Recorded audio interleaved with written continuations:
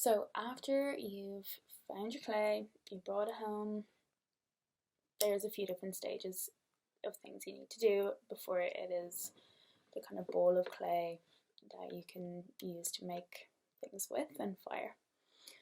So I would recommend having like a bucket of some sort or a jar, depending on how much you take. So some kind of container. I would get 2 of those, and you need kind of like a jersey material, something like an old t-shirt, an old dress, something with a bit of stretch in it. You'll need some twine, you'll need something to hang it from, either like a clothesline or I used like a bin rack thing. I'll show you guys photos. Some kind of mixing tool. I just use my hands, but if you want a mixing tool, you can get some kind of sieve if you have one. Don't go out and buy one. You can wash whatever you use. But some kind of filtering thing is also handy to have. When you get your clay and you bring it home and you put it into one of your containers that I've said you need to get, either a bucket or a large jar, put it into the container so that it takes up about half of the space of the container, and then pour water over the clay to fill up your container, but give it enough space that you can start moving it around. And then I would delve right in and use your hands to start breaking it all apart. You'll feel the clay straight away when you add water to it. It starts to kind of break up and clump in your hands. You'll find little pebbles, you'll find sand. You need to break it all up, and you'll start to feel the clay kind of dissolve into the water, and that's what you want. So just keep breaking it all up until all you have is kind of rocks or sediment, and then the clay should be dissolving completely in the water.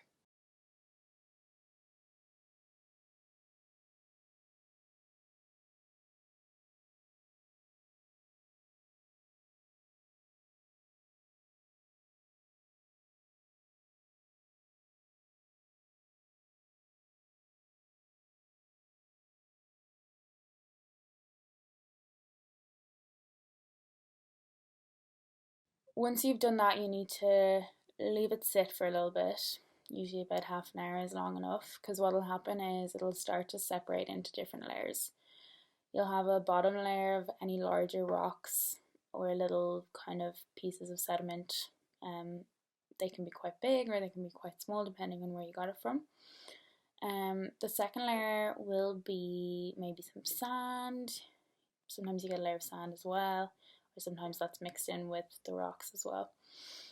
But at some point you'll get all of the clay suspended in water, and if you leave it even longer, you'll get the water separating on top of the clay. So what you want to do here is start a process of decanting it. So decant it from your one container into the other container, and just pour off that top layer that has the clay suspended in water, and try leave behind all of the sediment at the bottom. Make sure that you're not pouring any sediment in. You can repeat the process with the container that still has the sediment in. Sometimes there's still some clay left with the sediment, but it's not necessary. What I do is just keep repeating it by decanting and leaving it sit, decanting and leaving it sit until what you have is pretty much just watery clay in your container.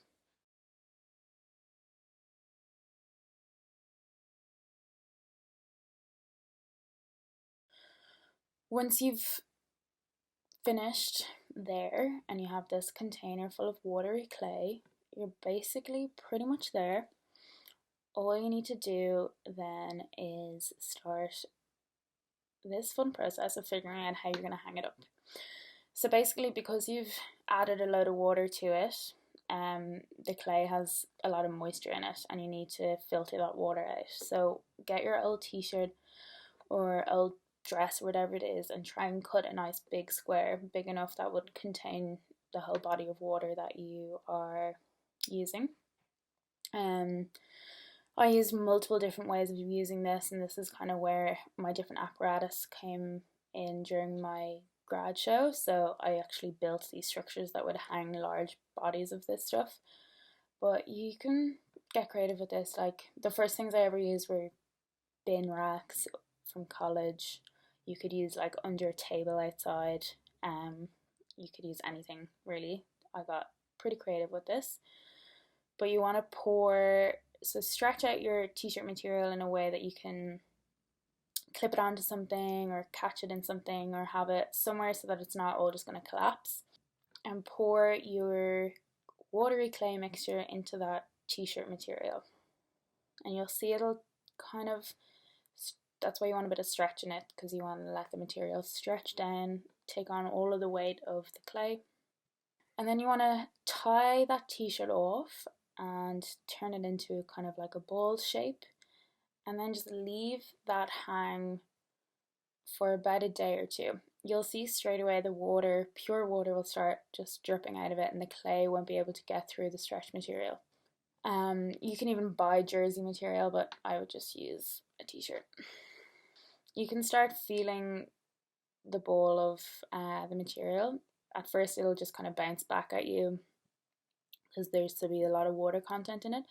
But the second you start feeling an indent when you press into it, it's nearly ready, depending on how moisturized you want it or dry. But then there you have it. You have some clay. Once it's been dried a bit, you can do anything you want with it. I actually enjoy just letting them dry as they could into the ball shape, and I just liked that shape, and I never really did anything much else with them.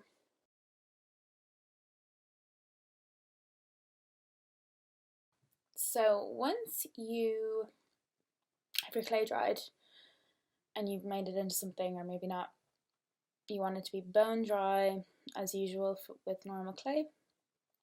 But this is the fun part. If you want to do this part, obviously bear in mind you need it to be safe, but it is really fun part to do. I kind of looked at pit firing, the idea of pit firing. Google pit firing to get some ideas, but I'll just tell you exactly what I did. I used an old washing machine drum kind of as a pit instead of digging into the ground. If you have the capacity to do that, sure, do that. I was also thinking you could probably use a barbecue. If you have one of those kind of barrel barbecues, or the ones with like the lid, you probably don't want to use one that's like built in anywhere. You want to use one that you can actually empty out after. But the idea of pit firing is usually there's some kind of combustible. I used seaweed and I dried it in an oven first to make it really dry. This was because I was collecting it in winter. At the moment you could probably find really dry seaweed on a beach somewhere if you live near the coast. If you don't live near the coast, and if you want to use something else, have a Google of combustibles, clay combustibles. I know people use kind of like dried grasses, or you could even use dried flowers, dried plants. You can even just use like newspaper or anything that's kind of safely burnable that isn't gonna cause any pollution. So what I did was I just got some coals, I set them off as normal, waited until they were really, really hot, and kind of like the way you do with a barbecue.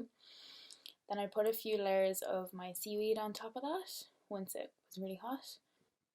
And then I just put my clay pieces right on top of that, and then surrounded them in more dry seaweed to kind of get it all on their surfaces. And then on top of that I just put a kind of steel lid on it to make sure that it all stayed hot for a long time, to give the clay enough time to get fire. You want to leave it for 8 to 10 hours. You can kind of go near it, obviously don't try not to touch it because it could be hot. I actually did that, I burnt myself on it when I first tested it, so it stays hot for ages. What the seaweed does is it can release these kind of like different chemicals. There's usually different salts in the seaweed, so it can create these like really cool patterns on the surface of your clay. And yeah, this way of firing is completely non-uniform. It can be hot in one place, colder in another place, so you'll get kind of different layers on the surface and it'll look a bit different. This is why you want to kind of keep your clay pieces small enough so you can fire them all the way through. I had kind of bigger pieces and I noticed they kind of fired and not all the way to the middle, only the surface of them fired, but I think if they were smaller they would have all fired. But yeah, just do this safely. If you do it in a barbecue, it's the same. Just do a layer of charcoal, a layer of your combustible, and then your clay pieces, and then kind of surround them in that combustible and put a lid on it and leave it for a day and see how it goes. It's all really an experiment, so do it whichever way you want to do it, whichever way you think makes sense. This is all completely self-taught for me, so I'm not a complete professional, and there's probably ceramicists out there who do professional pit firing who are like, what is she on about? But this is just a way I find that work for me, and it's enough for me that I really feel like I got an idea of how clay works, where it comes from, and what it is in the natural world, as opposed to what it is when you just buy it off a shelf in a shop. It's really helped me understand the material a lot more. The material is amazing. It has this way of pushing back at you. You can't ever work it. You have to kind of respect clay in this way that I love. It's not like Play-Doh or like a plasticized molding thing that you can do as much as you can with. Clay has this moisture in it that you can't over mess with, or it'll start breaking up. So yeah, have fun with it. If you find clay and you're not sure, feel free to send me photos. I'd love to see if any of you find clay, or if you start doing this process yourself. It's amazingly easy, but so rewarding once you start doing it. It's the kind of thing that is quite addictive. You start loving breaking it down with your hands. And any questions, please email me. I'm gonna add some different links that you can do some further reading on or research on. Yeah, please donate below to the Abolish Direct Provision link. Go onto their website, show support. And yeah, if you're interested in seeing anything more like this, please let me know. I'd love some patrons as well if anyone's interested in doing that. My Patreon is linked below as well. Obviously, this is a really hard time for everyone at the moment, so I really don't expect you to donate if you can't, but if you can, please do. And yeah, I'm not working at the moment, so I'd love a bit of support on my Patreon. So if you have the means, please do, but if you don't worry. Just share this video and let anybody know who might be interested. And yeah, give me feedback, please. Thanks for watching, and thank you for watching. And I hope you're all doing okay, and I hope this can maybe help some people have a reason to go out for a walk, have a look for clay, do some investigating. Let me know how you get on, and goodbye.